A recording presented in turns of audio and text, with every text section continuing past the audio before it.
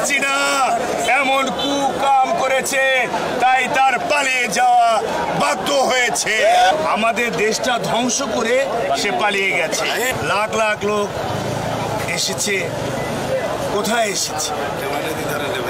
এই দেশের আধুনিক রূপকার, বহুদলীয় গণতন্ত্রের প্রবক্তা এবং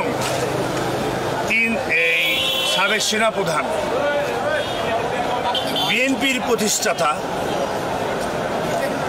বীর মুক্তিযোদ্ধা, রণাঙ্গনের বীর মুক্তিযোদ্ধা শহীদ প্রেসিডেন্ট জিয়াউর রহমান মাজারে লাখ লাখ লোক আসছে। এখানে বিএনপি বলেন, জনসাধারণ বলেন, সবাই ঐক্যবদ্ধ হয়ে এখানে এসেছে। সেটা হলো এই যে কিছুদিন আগে কোটা আন্দোলন নিয়ে আমাদের যে ছাত্র আন্দোলন করেছে একটি যৌক্তিক দাবি নিয়ে, সেই আন্দোলনের ধাক্কায় এই হায়না সরকার, এই রাক্ষসী সরকার, এই গণতন্ত্রকে খর্ব করার সরকার, এই দেশকে ধ্বংস করে দেওয়ার সরকার শেখ হাসিনা যেভাবে পালিয়ে গেছে, এই দেশের জনগণের, এই দেশের ছাত্রছাত্রীদের উপর যে নির্বিচারে গুলি করে হত্যা করেছে, এই হায়নারকে এই বাংলাদেশের জনগণ আর বাংলার মাটিতে দেখতে চায়নি বলে ঐক্যবদ্ধ হয়েছে এই জনগণ, তাই হায়না সরকার পালিয়েছে। এখন কথা হলো যে পালিয়েছে, সে তো পালিয়ে গেছে, আমাদের দেশটা ধ্বংস করে সে পালিয়ে গেছে। এই ধ্বংস দেশটা পূর্ণ আবার গঠন করতে হবে না ভাই?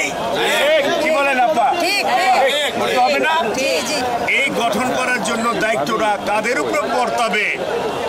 এই দেশে যে বড় দল, এই দেশের জনগণের যে দল, এই দেশের মানুষকে নিয়ে যে চিন্তা করে, সেই দলের লোকই তো দায়িত্বটা বর্তাবে।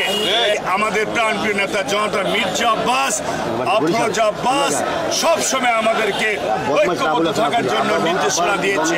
এই হায়না হাসিনা এমন কুকাম করেছে, তাই তার পালিয়ে যাওয়া বাধ্য হয়েছে।